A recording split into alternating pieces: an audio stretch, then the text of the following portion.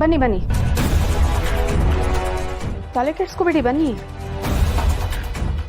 ಭಾವನಾ, ಇವರನ್ನೆಲ್ಲ ಯಾಕೆ ಕರೀತಾ ಇದೆಯಾ? ಒಂದು ಸ್ವಲ್ಪ ಹೊತ್ತಲ್ಲೇ ನಿಮಗೂ ಗೊತ್ತಾಗುತ್ತೆ, ಅಲ್ಲಿವರೆಗೂ ತಾಳ್ಮೆಯಿಂದ ಇರಿ.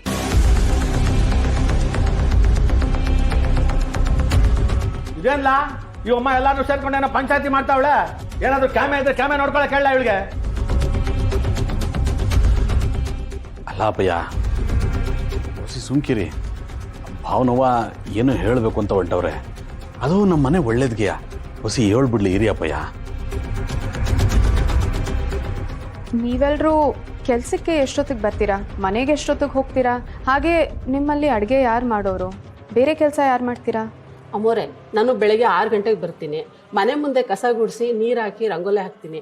ಒಳಗಡೆ ಬಂದು ಮನೆ ಗುಡಿಸಿ ಸ್ವಚ್ಛ ಮಾಡ್ತೀನಿ. ಇವಳು ಅಡುಗೆ ಕೆಲಸ ಮಾಡ್ಕೊಂತಾಳೆ, ಹಂಗೆ ಬಟ್ಟೆನೂ ಒಗ್ದಾಕ್ತಾಳೆ ಮೇಡಮ್.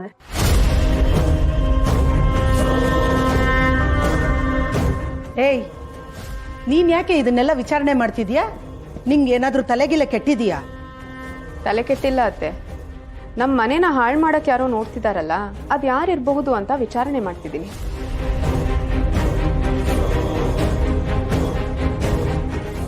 ಮೇಡಮ್ ಅವರೇ, ಇದೆಲ್ಲ ಹೆಂಗಾಗಕ್ಕೆ ಸಾಧ್ಯ? ಹೇಗಾಗದ್ ಸಾಧ್ಯ ಅಂತ ಗೊತ್ತಿಲ್ಲ ಸಿದ್ದು ಅವರೇ, ಆದ್ರೆ ಆಗತ್ತೆ. ಮೊನ್ನೆ ಮಾವ ಕುಡ್ದಿದ್ದ ಹಾಲಲ್ಲಿ ಯಾರೋ ವಿಷ ಸೇರಿಸಿದ್ರು.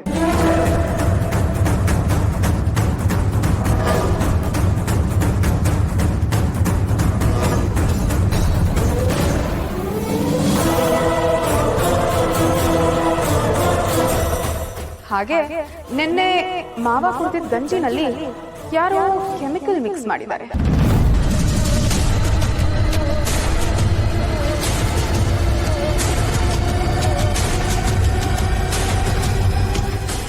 ಅದಕ್ಕೆ ಮಾವನ ಆರೋಗ್ಯದಲ್ಲಿ ಏರುಪೇರು ಆಗಿದೆ.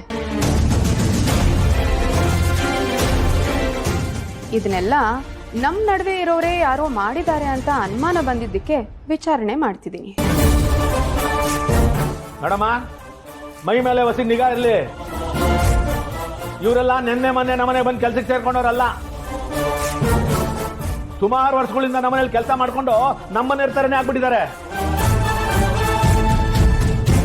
ನಿನ್ನೆ ಮೊನ್ನೆ ಬಂದಿರೋ ನೀನು ಇವ್ರ ಮೇಲೆಲ್ಲ ಅನುಮಾನ ಪಡೋದು ಸರಿ ಇಲ್ಲ. ಪತಿ ಮೈ ಮೇಲೆ ಜ್ಞಾನ ಇರಲಿ. ಹೌದು, ಇವರು ನಂಬಿಕಸ್ತರು ಅಂತಾನೆ ನಾವು ಮನೇಲಿ ಕೆಲ್ಸಕ್ಕೆ ಇಟ್ಕೊಂಡಿರೋದು. ನಿನಗ್ ತೋಚಿದಾಗೆ ಅವ್ರು ಕಳ್ಳರು ಅಂತ ವಿಚಾರಿಸ್ತಿದೀಯಲ್ಲ, ನೀನೇನ್ ಅನ್ಕೊಂಡಿದ್ಯಾ? ನಂಬಿಕಸ್ತರು ನಿಜ ಅತ್ತೆ, ಆದ್ರೆ ಮಾವನ್ಗೆ ಯಾರೋ ಸ್ಲೋ ಪಾಯ್ಸನ್ ಕೊಟ್ಟಿರೋದು ನಿಜಾನೇ ಅಲ್ವಾ?